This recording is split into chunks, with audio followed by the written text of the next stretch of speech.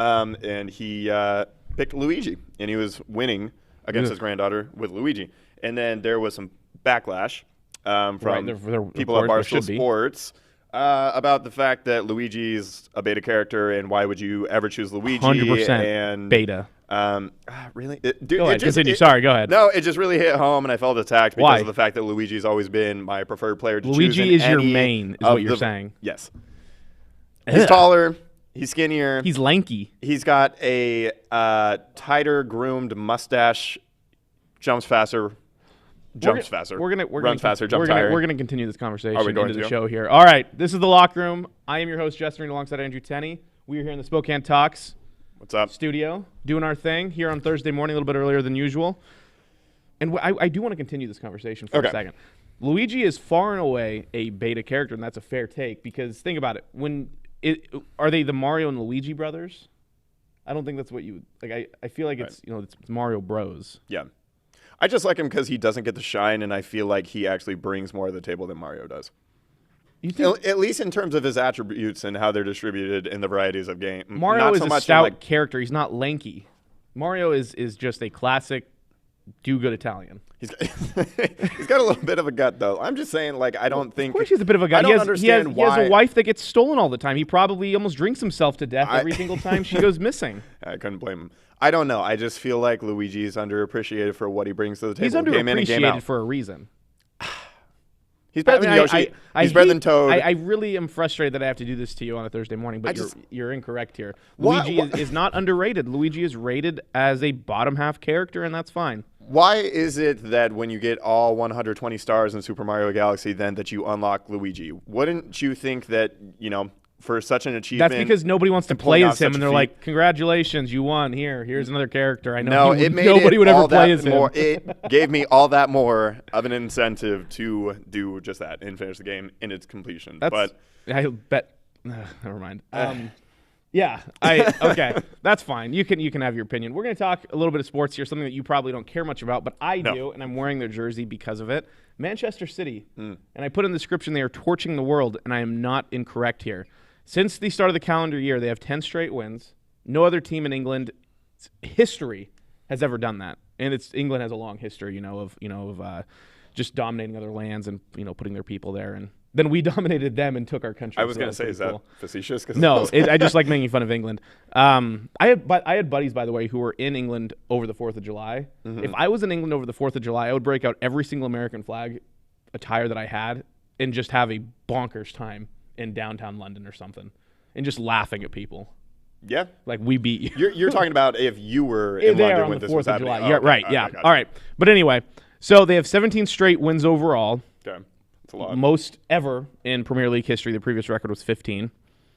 The last time they didn't win was December 15th, a 1-1 draw. The last time they lost was November 21st, and they haven't trailed for a single minute in their last 16 games. That's insane, actually. Especially for soccer games played. That's one thing to do with basketball, collegiate or professional. Even occasionally, like in 2007 and then the Dolphins ripping off 17 football games, but... Yeah, that's a lot. For how volatile soccer is and how, exactly. For how many games there really are in a season. They're halfway through the season. They've already played like 35 games. And, not quite 35. I think they've played like 30. But, I'm actually super pumped. They're going to win the Premier League this year, take it back from the douches over in Liverpool. So that's going to be nice. Okay. But go Man City. All right. Champions League game coming up next week as well. See if they can get their first Champions League trophy in their history. Seems like the year to do it. Okay, well, thanks for the soccer update. Yeah, you're welcome for the soccer update. You know who's scorching the earth of e-commerce? Their name slips me. Lucky Bird. Lucky Bird, that's right. Because this show is sponsored by Lucky Bird, a Spokane-based e-commerce and digital marketing company dedicated to helping local companies scale in the online world of e-commerce and digital marketing. We want you guys to go and visit luckybirdbrands.com to have a down-to-earth, no-pressure conversation about your digital marketing and e-commerce strategies. Really no pressure. No pressure at all. I can vouch for it. No pressure whatsoever. So, I hope there are breaking more news. Exciting things to talk about than breaking soccer. News. Breaking news. Yeah, breaking news as of about 35 minutes ago or so. Carson Wentz now a member of the Indianapolis Colts. Most logical trade destination I think most people had expected. It just fit. Former offensive coordinator of the Eagles, Frank Reich, is currently the head coach in Indianapolis. Phillip Rivers is out in Indy after a solid year overall, I think, in all things considered. But never a guy who was going to be a Super Bowl winning quarterback. He was a stopgap guy he was that could be a great leader, competent enough. I mean, right. It's the roster. And that's the only thing that you would hope as a Colts fan will help Carson. Well, his relationship with Frank Reich as well. Yeah, that's got to be that is the last resort, right? Because everything else is a dumpster fire. Not surrounding Carson. Yeah, the way he wasn't super gracious, and I get it. He lost a starting job, but I guess he wasn't super happy about it. On the surface. I would get that if there was actually a debate or conversation to be had, but there wasn't. No. He was abysmal. He was bad. He had a very bad season. The Eagles were trash like the rest of the NFC East. And, I think this is a good move for both sides. I know. So the package return to Philly was a 2021 third-round draft pick, and so this year's draft, and the next year a second-round draft pick. Not at all probably what Philly was hoping for, but for the contract that Carson Wentz signed, which is paying him top, I think, like 6 or 7 quarterback money. Right. I mean, what did you expect, especially for a guy who had an abysmal 2020-21 season? And I don't know. This wasn't going to work. Wentz had to leave no matter what. Mm-hmm. I have an Eagles buddy that I texted. He hasn't gotten back to me yet. I would have to guess he's probably happy to get rid of that contract. And he's a big Wentz guy. I think this year is the first year that it actually kicks in. Like last year, he was not on that deal, so you didn't get one year out of the way last year. Yeah, no, and so that goes to the Colts, who have the cap space, who aren't, they're going to feel it, but they have a lot of young stars locked up on rookie deals and team-friendly deals already. There was a tweet that is resurfacing from June of 19. Of Wentz and Peterson shaking hands, and the Eagles tweeted, quote, "By no means is the work done. We are just getting started." Yes, clearly. Just getting started as in the process Peterson of ridding both of these people from our franchise. Within not even 2 years, a year and a half, just over a year and a half, and both these guys are Also, did gone. You see that Wentz came out? I don't know if he directly said this, but he was basically saying, like, he would not consider the Bears and that the Bears are not a worthy destination for him. And I'm like, oh, my goodness. You guys basically on paper would be a match made in heaven because you guys are both dysfunctional, not good, and over your heads, and don't really know what you're doing, and don't look like you know what you're doing. And would be an upgrade on Trubisky. Any sort of audience, arguably, in theory. Yeah, I always, this is such a stupid thing, but I think a lot of fans do this. But I always judge players, quarterbacks in particular, about like how they'll look in a certain team's uniforms and in certain colors. Yeah, I think Wentz looks awful in the Colts Photoshops that have come out. It looks bad, and I know, and you're right. Photoshops sometimes, aren't. Oh, like I don't think it's gonna. I don't think it's really the fault of the Photoshop. I just think you think it's gonna be that bad. It's a bad pairing. Yeah. All right, I like that. I do understand that. I do look at those Photoshops and think, or ooh, this is more of an. This is more of an. But I honestly don't think a lot of people look good in Colts uniforms, though. I think the Colts have some of the least inspired uniforms in the NFL. I think a solid color, but they're just too. I don't know. They're too simplistic. I don't know. I don't get really excited about a horseshoe on the side of a helmet. That's fair. I don't mind their uniform, but I can kind of see what you're saying. Rivers looked fine because he's like a dad. Yeah, Rivers surprisingly looked fine. Yeah, Manning worked it. Even Andrew Luck looked pretty fitting in those. The quarterbacks usually look good, which means the fact that Wentz didn't look good. Well, okay, is an issue. So here's Jacoby Brissett looked okay in that. Could you imagine another quarterback wearing the Seahawks uniform? Well, no, because that's the weird part. We've never had another quarterback wear like if we would have trotted out Matt Flynn, he would have looked like a goddamn fool in those colors. The honestly, craziest part is literally the only other quarterback to ever take a snap in our new uniforms, which debuted now almost 10 years ago. Was it Austin Davis? No, it was when Russell Wilson went out for one snap, the Niners game that I was at, and it was it would have been. I'm not going to get his name. Are you sure it wasn't Austin Davis? I'm pretty sure. I don't think it was a white guy. Okay, not a white guy. Quote. I have to figure it out now. We can start talking about more jersey stuff to kind of flow into our next topic. Yeah. Some Jags jerseys. Yeah, we're gonna stick with jerseys. We're gonna stick. We're big into fashion here, especially myself. So yeah, look at this. You can't even pick up what kind of colors are on your screen here, but there are multiple. Not good. That's all you need to know.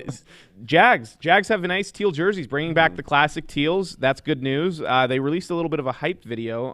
We have a few seconds here for you just to see what it's like, and I actually am kind of pumped for the Urban Meyer coach Jags. I think this hype There's video, already been a lot. Oh, of there's a lot that's already gone on, and I love it. But that's Urban Meyer. Over. I feel like Urban Meyer brings chaos. Look at his Florida teams, and right. all of the criminals that he produced. Jacksonville's in Florida. I feel like it's only fitting. So right. Everything is very on brand. Everything so is far. on brand for the Florida team there. Right. So let's go ahead and watch these few seconds of this hype video, and let's see what you got. Let's do it.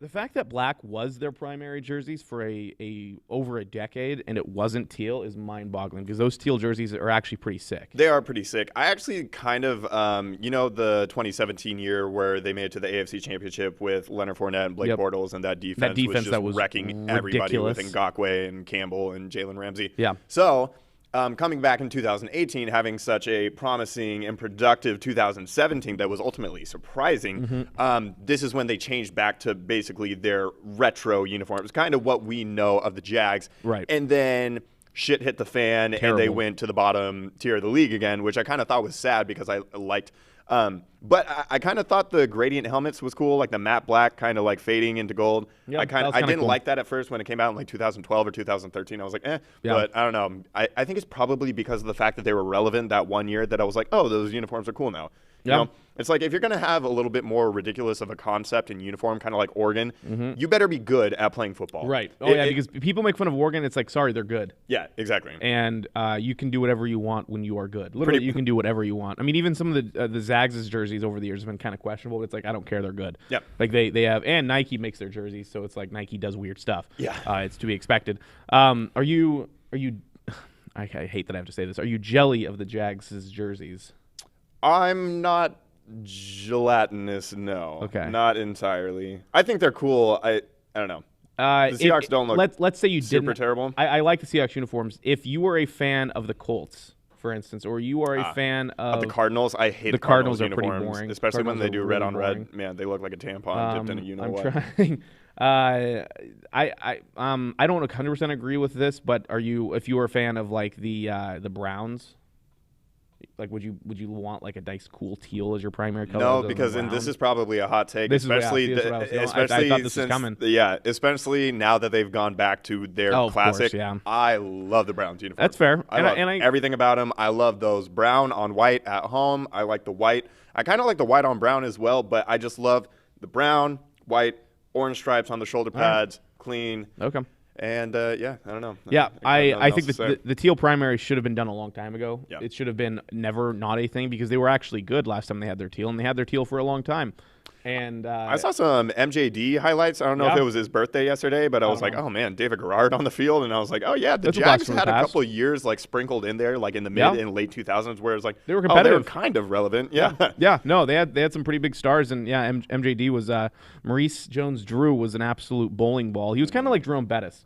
He was very Jerome Bettis-like, except a lot shorter, and probably more muscular. I feel like Jerome Bettis literally was a bus with correct. And so, but anyway, we'll talk with some actual more moves here. Something that happened: J.J. Watt was released from the franchise. By the way, Texas sports teams have kind of been like taking hits recently. Houston specifically, but yeah, if you want to widen the scope to Texas, that's fair too. Outside of the Dallas Stars in the NHL, who have been good, you look at the Texans. They have lost their top four if you want to include Jadeveon Clowney. They have lost Deshaun Watson, maybe. I mean, they've lost his mental state.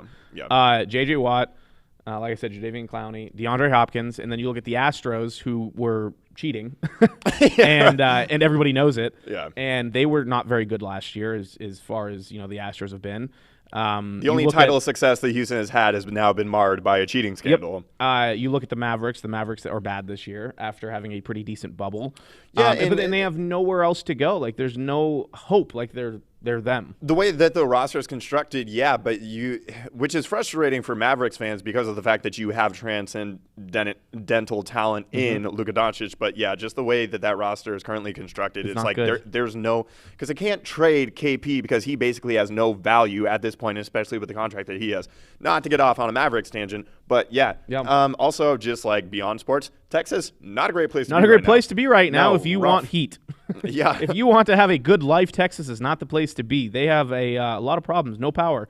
You think Joe Rogan's hanging out okay down there? Oh, he's having a great time. He's been high 24/7. I have my buddy Jared Judd he works in at Febraury Power, but he has a bunch of friends who are linemen, and they're down in Texas working. They've worked like 36 hours straight of overtime. I can only imagine. Like they literally have. Texas has never seen anything like this. No. And yeah, not great to be at Texas. By the way, speaking of Texas, the other person to play a snap for Russell Wilson. And we're not including garbage time here because obviously the other quarterbacks have taken garbage time snaps. Boykin. Was Trevon Boykin, the TCU Horned Frog from Mesquite, Texas. Yeah, that worked out well. He had a really good career, and he stayed out of trouble. Yeah, he didn't. What did he do? Did he crash his car? Did he hit his girlfriend? With a car. He had he went to prison for beating his girlfriend. He had multiple infractions, I think. But anyway. Yeah, 2018 beating. He's in prison. Also, rip Tavares Jackson, the best Seahawks backup quarterback Tavares Jackson ever. was the best Seahawks backup quarterback of all time, outside of Seneca Wallace. All right, back to J.J. Watt here. He already tweeted that free agency is wild. He's having a last year, as in 2019, he missed half the season. In 2017, he missed, 11 games. And in 2016, he missed 13 games. His first 5 years, he didn't miss a game. He just passed 100 sacks for his career. I heard a stat last night that he was double-teamed more often than any player in the league, including Aaron Donald. He had 36 tackles last year, 14 of which were for a loss. Had 5 sacks, an interception with 19 yards return, forced 2 fumbles.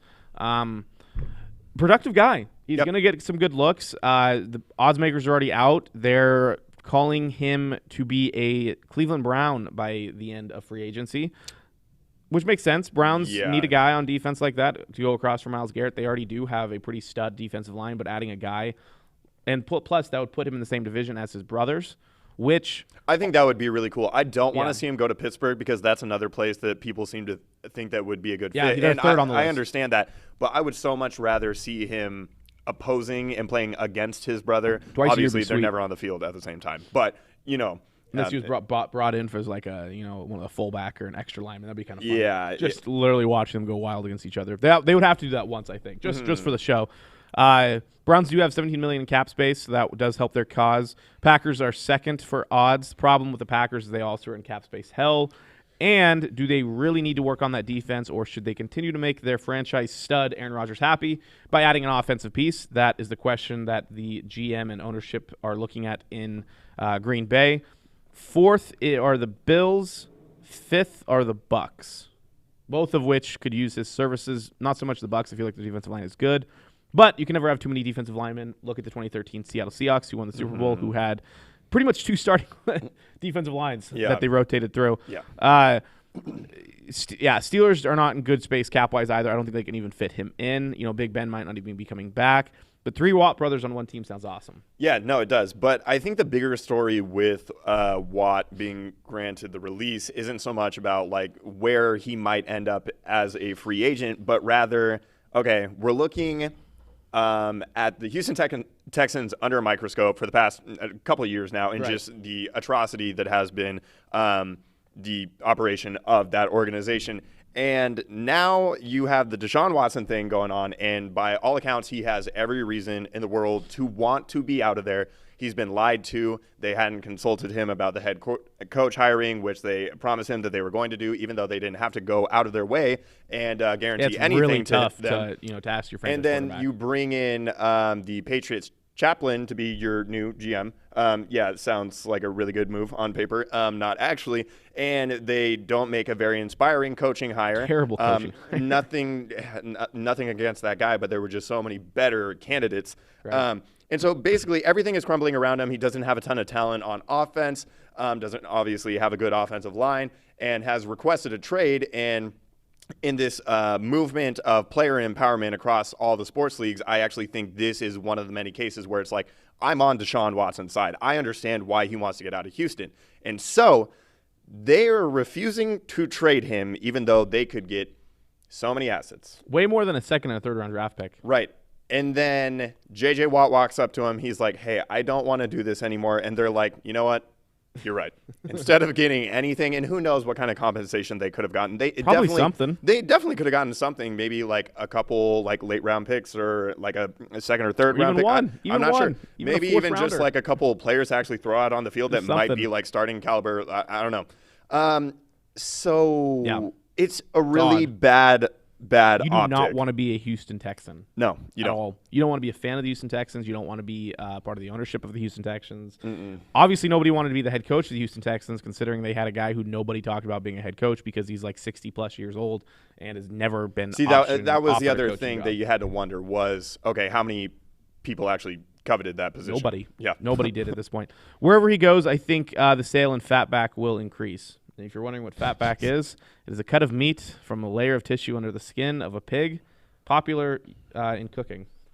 Thank you for that. I should have. I didn't realize how educated I was going to become this morning on pig in skin. the culinary front. Yes, you are welcome. Real quick, people have talked about the Seahawks possibility of signing him. There's a possibility because Seahawks are always in on everything, like they say, just like every other team in the league.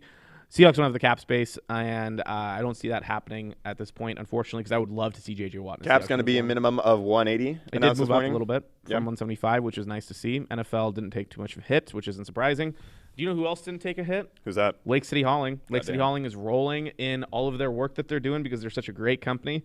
Are you working on a remodeling or a cleanup project? Let Lake City Hauling help. Save yourself a stressful trip to the dump by letting them haul all of your small and large items. Lake City Hauling will remove it all. They'll take your unwanted trash, branches, yard waste, furniture, appliances, and anything else you have hanging out or laying around your house. They offer same-day pickup, and check out their 5-star review on Google and see why customers continue to go back to Lake City Hauling to utilize them for all of their remodeling and cleanup needs. They offer junk removal, dumpster rentals, and demolition in the Kootenai County area. If you live outside of that area, do not fret. Give them a call and see what they can do. Their phone number is 208-425-4130, and their website that you see here is lakecityhauling.com. Again, their phone number is 208-425-4130. Check them out. Give them a call. They do great work. They do great work. I think really the greatest testament to them is that they are constantly working. They're always busy. They never have idle hands. They're never sitting around. They always have work to do, and I don't think there's much more that needs to be said about them and the work that they do than that. Nope. You got to appreciate it. You got to appreciate Lake City Hauling and all that they do for our area. They will haul all the garbage away. That's what we need. All right.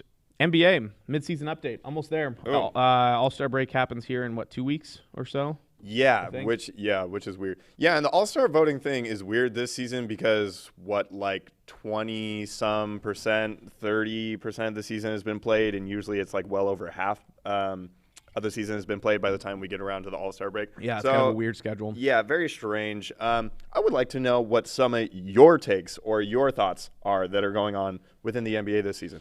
Are you yet riveted and captivated by the season? No. A week later, are you still could not care less? The NBA is still slobbering over LeBron James as usual. I get it. He's 36 years old and he's making awesome plays, but he's been doing this his entire career. The one thing that I hated seeing that somehow resurfaced again, and I'm not sure why, is they're talking about a news story from a decade ago about how teams contacted him to play tight end during the lockout season in the NFL. That's when you know we've hit like a lull in the sports season. What are we doing? I mean, some of the top. This was a decade ago. Why are we? And they spent an entire segment on it. On every single sports talk show I watched, they talked about the story, and it's like. Well, I think else? it's because Kendrick Perkins came on the jump and he was talking about how LeBron would have been, a huge star as a tight end in the NFL. I don't buy it. He has the athletic ability and the athletic ability. That's about it. I think he's soft, and I don't know how his hands would. I just don't think it's that entertaining of a conversation or a debate to have. In all honesty, I don't think so either. I don't know. It's a waste really of pique time. my interest. Yeah, he's 36 years old now, and he has been playing NBA at an all-time level for a long time. I don't know why we're talking about it. So, I don't no, either. outside of that, I think the NBA has continued just to prove every single time I watch it, it's just soft, and I hate it. I really do hate it, and I don't know why they have to be so soft. It's like soccer. Don't get me wrong. Soccer's soft too, but like soccer's always been soft. Soccer has always been soft. The NBA used to not be soft at all. Like the NBA used to be, if you played in the NBA in the 90s, early 2000s, you can even look at the MVPs from those seasons. You know, you had a Kevin Garnett and a Tony Duncan, and like you had Tony Duncan. Damn. Yeah, we're going back. Is Tony Duncan a real person? He's not a real person. The best and- part is when I get Okay. Tony Parker I was and like, Tim hold Duncan's on, am I name missing something? smashed together here. Yeah. Tony Duncan. Wow, that's a new one. It's just a completely different caliber of player now, and it is frustrating. It is what it is, though. I mean, I don't know. The NBA is what the NBA is now, and you have to appreciate the skill level and the talent and the shooting ability, the athleticism. But outside of that, like, there's no good plays ran. Like I consistently watch defenses just not doing anything. Like they literally let guys go from midcourt to dunking it because they just don't care. So I think the frustrating thing, and I hear you because I have a lot of those same gripes, especially when it comes to, excuse me, the way that the game is officiated, and that I do think you're correct in citing as soft. But the fact that there are only a few teams that actually play basketball the way that it should be played, and at the top level of the way that the game is supposed to be, I think that's wildly frustrating. Obviously there's like the whole 3-point movement and everything, and we've talked about that, over the past year basically, and just how the game's changed in that response and, or respect, and open layups being passed up so that they could kick it out for corner threes that are missed, and just small things like that. Yeah. And I try to, because I do love basketball so much, and I do think the NBA has the soap opera aspect, I think, more so than any other sports league. And I do enjoy that, even though a lot of times it's petty, especially with the current generation of players, and how constantly in their feelings and in their mentions and DMs and all those things, they're just so aware of everything that's being, spoken of them, and they take it to heart and everything. I do think there is some value, some entertainment value in that, as petty and as childish as it may be sometimes. But yeah, it's tough. I just have to remind myself, and accept this is what it is, and being mad about it while I'm sitting there watching, somebody flick the wrist of somebody going up for a layup, and, that being called a foul while the person atrociously misses the layup, which is really just a miss on their part and not so much a result of the foul. You just gotta kind of accept it. It's kind of like watching The Bachelor or something like that. You just got to turn your brain off. Or like The Fast and Furious. You don't go in thinking that it's going to be, an Oscar caliber movie. You're going in for, some crazy Vin Diesel and Dwayne The Rock, exploding cars and jumping at each other across bridges and, throwing haymakers. So, but I do love that. I do love that a lot. Damn. All right. So we you should love the NBA. Yeah, you'd think, right? You'd really think. A couple trade rumors that are actually not even rumors, but they're going to have to happen / buyouts. Andre Drummond and Blake Griffin, both former league all-stars. Drummond having a better season, probably a better just consistent career. Blake Griffin having the worst statistical season of his career. Doesn't help that he's on the Detroit Pistons, but he's only averaging 12 points a game, down from 15 last season and down from a career high in just as recent as 18-19 with the Pistons when he scored 24.5 points. He wants out of there. He wants out of there right now. Well, they've mutually agreed that he's just going to sit. Yeah, pretty much. He's just going to sit until they can do something with him. Literally do anything. They don't want to buy him out. They would like to trade him and get something back for him. Drummond, on the other hand, they could buy him out and just get him out of Cleveland. Former Detroit Piston as well. Now on the Cleveland Cavaliers. He's been awfully consistent the last 1, 2, 3. Actually, that's a combined season. The last 5 years, he's averaged between 17.3 and 17.7 points a game. Yeah. And consistency is better. And plus, Drummond's game, I think, fits long-term success a little bit better. He's also 3 years younger. Blake Griffin always relied on his just high-flying dunking ability more so than anything else. Right. And so the year that you were mentioning that he has career highs in, he got his shooting numbers up, and it was like, oh, wow, this is kind of an impressive transition, you know, like kind of in the twilight of his career, especially just with how many injuries that he's had and the way that his body has declined and everything. But that shooting is not there this year. Obviously, he's not getting to the basket. He's not driving in the lane anymore. So basically, the only thing that he can do, and this has kind of always been a part of his game that isn't mentioned a ton, but he can pass the ball. And that's it. And so it's like, I don't know how much he can even do for a team wherever he does end up getting traded. I'm not sure that he's going to get a ton of minutes unless he's on, you know, a bottom 5 team in either conference, and then basically he's just in a position where he was in Detroit. And it's honestly, it's sad. And especially the way that the Clippers basically begged him after trading Chris Paul to stay. And so he signs a max deal, and then that next season they ship him off to Detroit, which is, you know, like one of the wastelands of the NBA. Yeah. And just with all, like I said, with all the injuries and just what has been the decline of his career, really, really sad story with Blake Griffin. It is. He's making $36.5 million this season. That's another thing. $39 million next That's year. another thing. Like, that's a lot of money for a guy who's really not that good anymore. Detroit is entering full-on rebuild mode. A guy like Blake Griffin does not fit their rebuilding plans. Looks like actually some of the more recent reports are saying that they may not even be able to trade him, and they can't afford a buyout because that's a lot of money you give to a player that you just, you know, like you said, he's probably just going to sit, which is odd. I mean, I get it, I guess, but it's like, dude, if you're making that much money, how much more money do you really need? Like, if is he just not enjoying it anymore? If I was in that position, I feel like if I'm, you know, good enough to at least be a bench player in the NBA, I'd want to play. But I don't know. I don't make $39 million a year to play a game. It's a weird situation with both of these guys, too, because they're not highly coveted by other teams. I think there are teams like Toronto that might be interested in Drummond because they are seriously lacking bigs and helpful bigs. And obviously, he's a rebounding machine. Like, you know, he is a good defensive presence, but also the way that most teams play basketball, kind of like we were talking about earlier, he doesn't make sense in this era. He doesn't stretch the floor. And we've seen a lot of the atrocious highlights or lowlights, rather, of him trying to handle the ball and like do something. Yeah. It's not good. It's rough. He has no back to the basket game. I mean, no, he doesn't. Literally is an oversized slasher who can't slash really much very well anymore. So that was going to be tough. Andre Drummond, on the other hand, though, is only 27. Which is insane. He's been in the league for a long time. That is insane. Since before the 2012-2013 season when he was drafted in 19. So he's been here for a long time. Drummond is on. He's also got a huge cap hit too, though. A little bit better though, $28.5 million. It does expire this year, which is kind of tough too, because then might just be a 1-year rental for whoever gets him. But I think he's probably a little bit more valuable.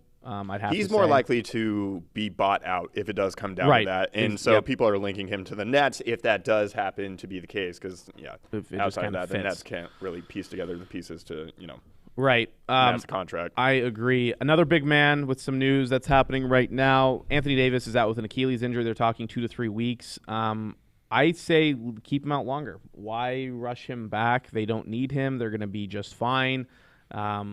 We've seen that inflamed and irritated Achilles can lead to more serious issues. There's no need for him to come back. I think they should leave him on the bench until he's 100%, no questions asked, healthy, and the Lakers can go on and win their second consecutive title. Yeah, if you want to talk about soft, there's nothing softer in the NBA than Anthony Davis's ligaments and tendons. I mean, that dude is always injured. And there have even been questions, brought to the forefront by trainers and people around the league about like his toughness and his durability and frankly his just pain tolerance. Right. Obviously you don't want to be messing around with an Achilles thing. That was a bad one, but concerning the fact that though. he just missed time and then his first game back in like the second quarter or whatever, he re-aggravated it. Yeah. So keep him out. He wasn't even going balls to the wall trying to be an MVP candidate on that team anyway. LeBron has obviously taken that personally this year, and is by the minutes that he has played is showing that is something that he cares about this season and is trying for. Anthony Davis wasn't really like posting up or doing anything down on the block. He was really just stretching the floor and shooting a lot more this year than what we had seen him do in the finals. And that makes a lot of sense for the Lakers because all that matters for them is the playoffs in the finals. So you can afford to coast in this regular season. But even though the West, has a couple teams now with the Clippers and the Jazz that look like they're going to be legitimate threats in the playoffs. If he, for as well as he stretches the floor, he should have been stretching his Achilles more, probably. Nice. So is that, in your opinion, is that a gaping hole for the Lakers if he's not on the court? I'm curious to see. I don't think so. I think that they're going to do pretty well. They might not get the number 1 seed, especially the way that Utah is playing right now, but they're definitely going to be a top 3 seed, even if he does end up missing more time than just the 2 to 3 weeks. Obviously, you got Harrell in there. You got Gasol. They're a much more complete and well-rounded team this year than they were last year. So I think that they can afford a little bit more time off from Davis. So ultimately, I don't think it changes things unless this is actually something much more serious than it may appear to be on the surface in regards to his Achilles. Yeah, they have Nets tonight, then the Heat, which is not a problem, Washington, then a big game with the Jazz here in about a week, then the Blazers, Golden State, who Steph's playing out of his mind, Suns, and the Kings to wrap up the beginning of March there. Yeah, I don't think it's a huge deal for them. I'd rather, and I'm not a Lakers fan, I don't care about the Lakers. If anything, I'd like to see LeBron lose, and I don't know why. I really don't know why, and I think it's because you hate LeBron. I do, and I think it's weird because I thought I hated Brady, and I don't think I hate Brady as much as I hate LeBron, and I think it's like LeBron's Taco Tuesday stuff. I think it's LeBron's flopping. Something about LeBron. Well, it's the way that he takes to social media too, and it's like I don't know if you know what Magic Johnson's like, but it's like I'm Magic Johnson. This is what I did tonight. This is what I watched, and it's like because of your status and everything, we're supposed to take that, for sure, right? Like we're supposed to care about what you say and think. Like he just LeBron said something last night about like how he wants to make a rap album, and he's like, I know what I'm good at, thankfully, and it's not rapping, but good thing that I got a lot of people around me that are good at rapping, so look out. It's like, don't care. I don't know. Don't care. I don't know. All right. The Nets are absolutely torching teams without having a full lineup every game. Yeah. One of either Durant, Harden, or Irving have been missing games here and there. Mainly Durant has been more consistently not being there. But, I mean, they've been putting on a show. Harden is averaging a boatload of assists every game. He's really kind of has become more of a playmaker more so than just a scorer, I think, in his time in Brooklyn. It helps that he has studs around him like Kyrie and Durant. But the Nets have won 4 straight. They're averaging just about 130 points a game. Do you hear that? Like when you read that out loud, do you understand how ridiculous that is? It's ridiculous, too, because they've been doing it without Durant. Right. Like it's mind-boggling. Irving and Harden the last 2 nights have put up 40 a game. Irving's been just a stud over the last almost 3 weeks now. He's been flirting with a 50-40-90 which most is insane. Of the season. It's insane for a guy who earlier this season we were like, is he coming back? Is he going to play? Right. Nets are a dangerous team. Very, very dangerous to the Lakers repeat. I think probably at this point I would say the Nets are the largest competitor to what the Lakers have going on this year. The only issue would be on defense. Yes. Who matches up with who? Because Durant can match up technically both with Anthony Davis and with LeBron. That's going to require so much of Kevin Durant's energy, though. So much. And energy that he's not going to want to give. So the thing is with the Nets is like, yeah, they are, and we'll see if they are able to get like a competent big guy. But the fact that they threw Jarrett Allen in that trade for Harden was kind of too much. Honestly, if you look at it, it's going to be a fatal flaw for this team if they're not able to address it in a trade or in the buyout market. And how many times does a buyout guy actually end up impacting significantly a title contending team? Not often. Not that often. The Nets have only one game this year where they didn't put up 100 points. That was 98 against the Heat about 3 weeks ago. I mean, they're averaging a lot of points. The issue is if they don't score 120 points, there's a good chance they could lose 115. Yeah. They had a game, and I completely forgot about this, also about 3 weeks ago against the Wizards, where they lost 149 to 146. Yeah. That is There have been some 7 years ago All-Star game numbers. Exactly. Like yeah. it doesn't make sense. And that's part of the problem with the NBA. I know the NBA is just literally drooling over the amount of offense that's happening in these games. But for basketball fans who appreciate the game, they're hating it. Yep. They're absolutely hating it because you don't score that many points. It was hard to score that many points in the All-Star game, and people were throwing alley-oops off the backboard every other play down the court. And nobody's playing defense.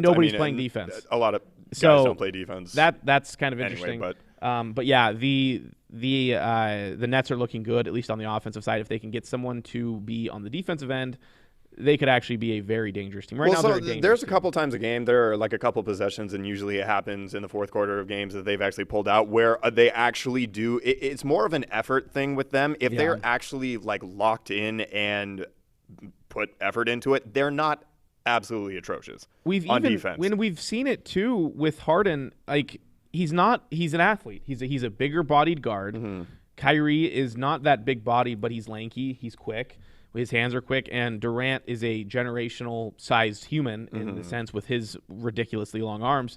They can play defense if they wanted to. And Kevin Durant, I think it was his first year with Golden State, but there was a period of time where he was being considered like a Defensive Player of the Year candidate. Right. Like we know that if he wants to, he can defend at an elite level. He literally has a generational length to him that if he wanted to, he could play lockdown defense on pretty much 1 through 5. Mm-hmm. He could defend. So if the Nets figure that out, they're going to be a large problem for a lot of teams, specifically the Lakers, because I think that would be a very interesting championship game series, I should say.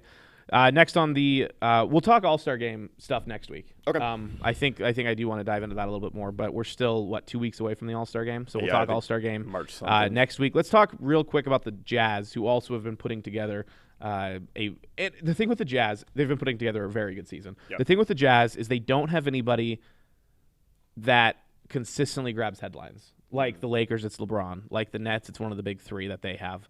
Like the Clippers, it's one of their big three.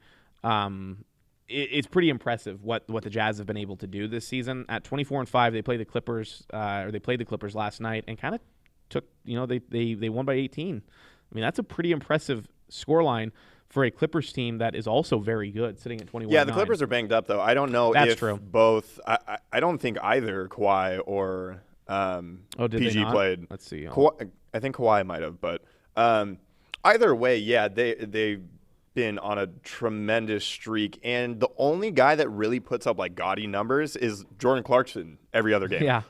Putting up, like, 25, 30-plus. Mm-hmm. But the best player, and he's been injured for a bit now, but the best player on their team has been Mike Conley. And so that was the big thing last year was that pickup. He had such a rough transition, and he looked like just such a fish out of water because in Memphis, he wasn't accustomed to throwing up lobs and oops for Marc Gasol, you know? And that in offense or when it comes to offense, that is basically all you can do with Rudy Gobert. Yeah. And that's another thing. Obviously, Rudy Gobert got like the huge max extension over the summer or over the brief offseason. And there were a lot of people that are like, man, that kind of money for that kind of guy with so many, flaws on the offensive side.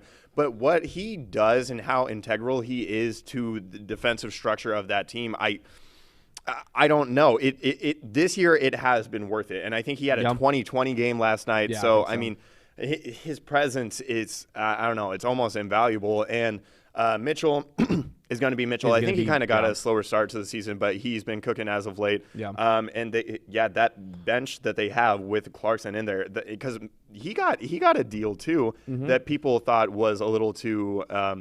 It was a little bit more than what he's worth, and he's been awesome this year. And they're all gelling well. They're playing well. The ball is moving. You can tell that they have it figured out. They do. Going back to Gobert, he's averaging over 13 rebounds, almost 10 defensive rebounds a game, almost 3 blocks a game, and he's averaging a double-double. And his which is really impressive. His efficiency rating is off the charts. He's at 23.2, highest on the team. Actually, Favors is also up there, which is really interesting. Derek. Also up there in the lower 20s, I should say. Yeah, Clarkston averaging 18 points a game. Mitchell's doing his thing at 24. Bogdanovich is having a pretty good season. Yeah, I forgot about Bogdanovich. Yeah. And he again, but you look at these guys, Bogdanovich, Joe Ingles. Little Joe Ingles, yeah. Like, I mean, they literally, and even, I mean, Gobert's kind of athletic, but, like, they just don't have any studs. Like, they don't have a guy. And I know Mitchell scores 24 points a game, but he doesn't get the respect or credit I think he should deserve. Especially not from Shaq.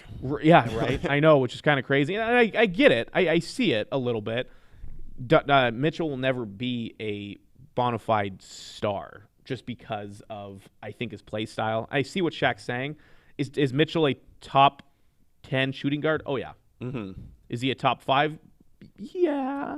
Probably he's right pretty there. close. He's definitely on that cusp. Just because he doesn't, he has 5 assists a game. He doesn't do anything else. He doesn't do a ton of, no. Yeah. And it was a consistency thing, too, with him in the regular season right. or in past regular seasons. And it's weird, too, for this Utah Jazz team because the last couple of years they've gotten off to very slow starts. And then by the second half of the year, they've kind of got it cooking. And then, they have a little bit of excitement in the playoffs, but nothing crazy. But this year, yeah, what are they at? Are they 23-5 or 24-5 now? After last night, I mean, by 24-5. By like 3, 4, or 5 games, they are the best team in the NBA. So yeah, which is crazy because they just don't do anything that's amazing. Like nobody talks about the Utah Jazz ever. They talk about the Nets and the Lakers and the Clippers because they all have the stars. When in fact, it's the Jazz who are technically beating all of them. Yeah. All right. Some jabroni talk. I want to start off. I have a quick little jabroni that I was going to talk about at the beginning of the show, but we decided to talk Mario Kart. I just want to quickly go over because it's actually it frustrates me beyond belief, and I don't know why it does. The Naomi Osaka, who is the current number 1 women's tennis player in the world, beat Serena Williams last night. Gave her sister a shout out after the match. And said something like, stop sending weird pictures in the family or in the group message or something. If you haven't seen this thing that she wrote, I definitely would recommend going to look at it. I know you can see it right here. Might be kind of hard to read because it's dark blue on black, which is never a good thing. So she is writing here. The thing that she did that is really frustrating me is she spelt the word weird in a way that nobody should ever spell weird. She's a college-educated person who, and then don't get me wrong, people spell weird wrong sometimes, W-I-E-R-D, like whatever, it happens. I mean, technically it's I before E except after C, like I get it. English is tough sometimes. Yep. But she spelt the word weird, W-E-R-I-D. Werid. Mm-hmm. Stop sending werid photos in the group message. I just hate that. Like, honestly, man, like, it's just so frustrating. I saw that this morning, and it just really grinded my gears. I actually kind of slowed down. That's why I was late. I just, my whole world slowed down because of it. Understandably. Right. I think I said this when you came in, but obviously our generations don't really prioritize or value grammar and spelling, and, things have become normalized, such as using words like thick but spelled with C's. And, it is what it is. I think it's a lot of hip hop influence, honestly, right. With a lot of the lingo things and like spelling changes and everything. Maybe this one in particular, that is particularly impressive that she pulled off that spelling. And people are going to be like, well, isn't she Japanese? Yeah, but she's lived in the United States since she was 3.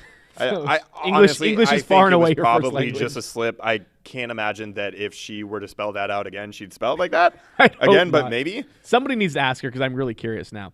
All right, my actual jabroni that I've had planned for a while here is Eli Manning, which I have a quick little fun story. We do a connected franchise career on Madden with a few friends, and our buddy years ago picked Eli Manning to be a starting quarterback. Threw like 30 picks in the season. Rough. Terrible, not good. And what's awesome about that, his name's Tim Wilson. What's awesome about this is that he drafted Russell Wilson in our current connected career that we're doing, and he's having just as bad of a season with Russell Wilson. Nice. And he's like, God, Russell Wilson sucks. And it's like, if Eli Manning and Russell Wilson are performing the same on your team as everybody else, or as poorly, it might be a user thing at that point. Just in that New York state of mind, man. It might be that Sierra influence. that user aspect. All right, so this was Eli Manning this weekend with his kids skiing. I didn't know Eli Manning skied. I don't see the Mannings being skiers. I don't know if it's because they look top heavy and awkward, but I thought you were just going to say because they were like from Louisiana, they were more South dwellers. No, they're just top heavy. They look like top heavy individuals. So this was Eli Manning skiing with his kids. A nice little, little video of him, his kids doing some tricks and whatever. And here's Eli Manning doing what he does best.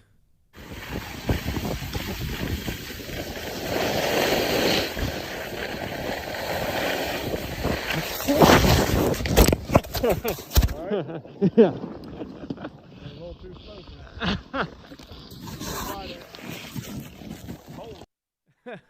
Such a nice moment. You're videotaping your kids. It's going to be something your family will remember forever.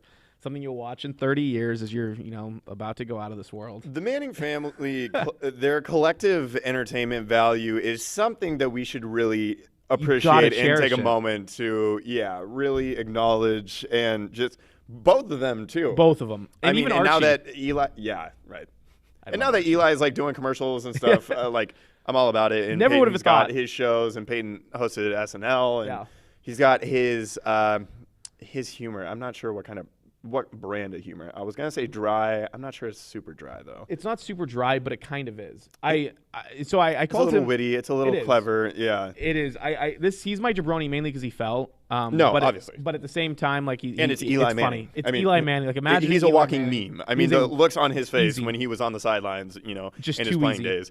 Or shots of him at the beach, just looking faded, but he's sober and not like an NFL athlete either at all. All right. Your turn. What do you got? So we already kind of talked about this, and I kind of feel like this is one that I've repeated. So I'm sorry if this is cheap, but there were a couple, talking about the officiating in the NBA, there were a couple of plays this week that happened. One we'll see in photos here from Dame Lillard. I'm not sure which one's coming first. And the other is a foul called on Jay. Yeah, so Dame and they were focusing on, Luka went to the free throw line, and they were basically showing the whole time while he took his visit to the free throw line, Damian talking to Scott Foster, of course, the most NBA of referees. And so he, as you can see in the pictures there, he maybe had like a hand on his knee, a hand on his body or something. Not really anything going on, and they called that a foul. And then this one was particularly egregious, but it's Trae Young, so he gets every call. I think probably appropriate of what I thought. Oh, my goodness. And they're going to call it on the floor. Heck of a shot. All right, let's take a look, Mike. I mean, I thought Jaylen Brown had good defense. Moves over. Oh, there's no way.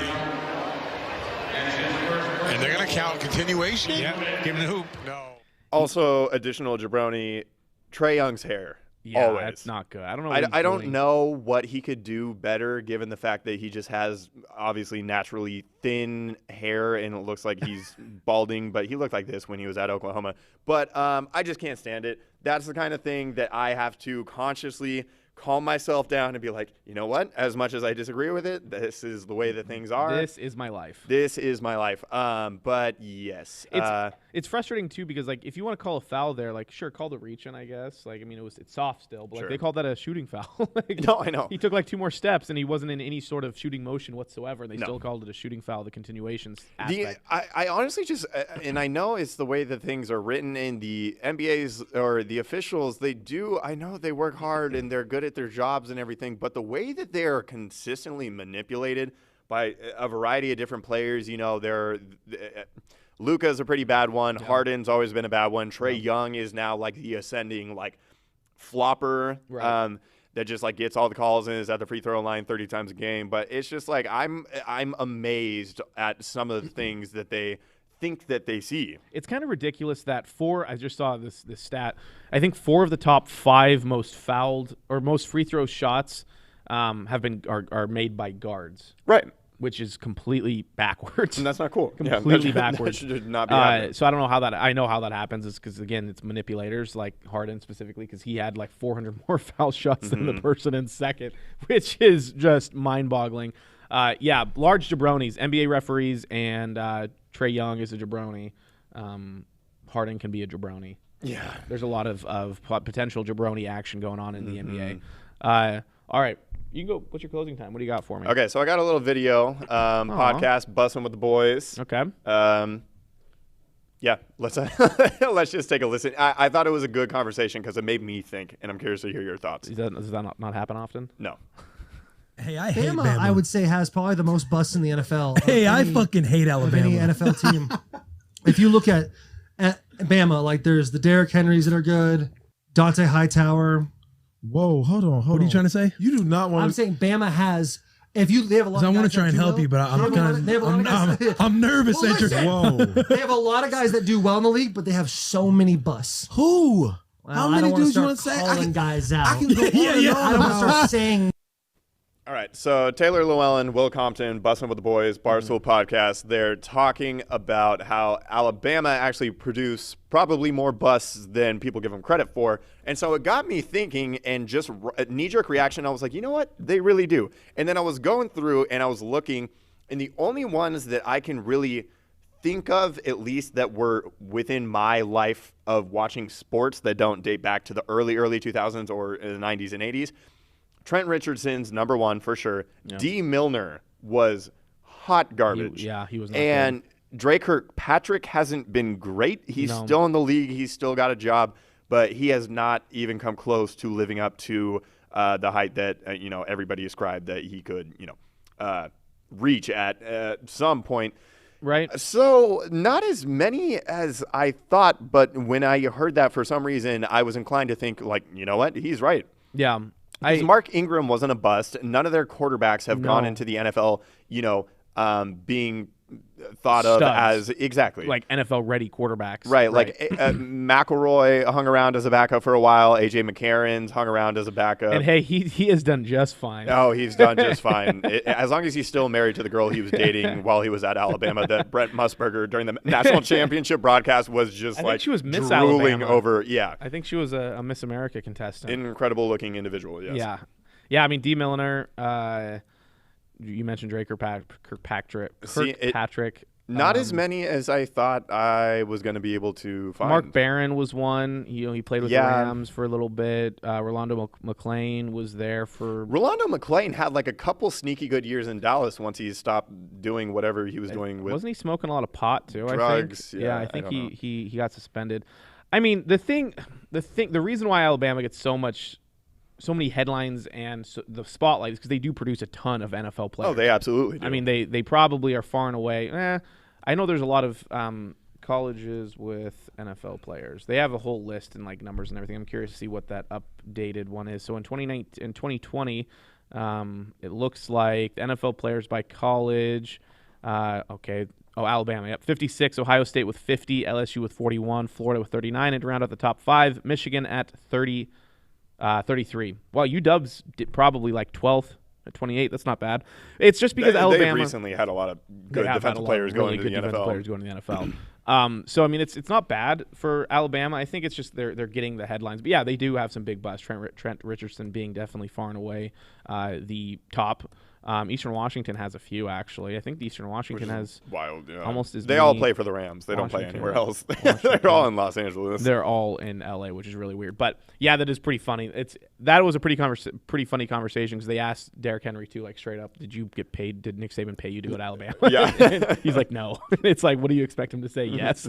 Just completely ruin Saban's legacy. That's pretty funny. That is a good podcast, I'd say. Yeah, no, it is. All right. To wrap up the show here, my closing time was probably the best feel-good 2 videos of the week. Starting first with actually Happy Gilmore. Do you like that movie? I mean, you have to say I'm yes, not right? absolutely in love with it. I Right. don't like put it on a pedestal, but yeah, it's an enjoyable watch. It's one of Sandler's, best. Yeah, for sure. Sandler had he's had a lot of really good goofy sports movies. Yeah, And Happy Gilmore is definitely arguably the top. that's basically what he built his career on. Right. Yeah, it's very impressive. So here is its 25th anniversary of Happy Gilmore, which is wild to think.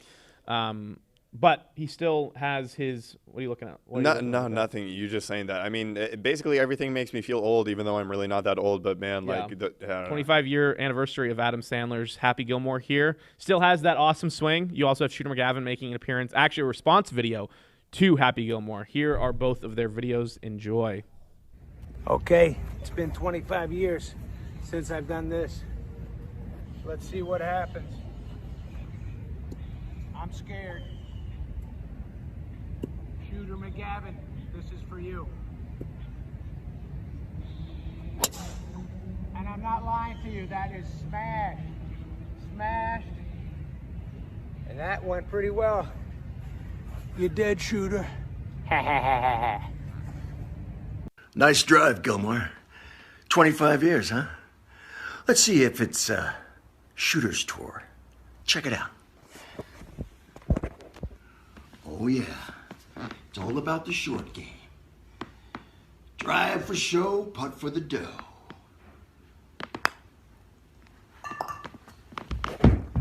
Money. Shooter. Still got it.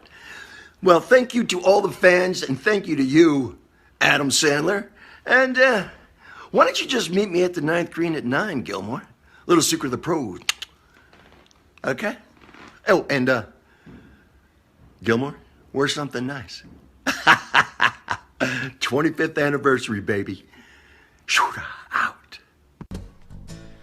I really like him as an actor. That guy there was in Flubber. Flubber, one of my top movies of all time. man. I love Flubber.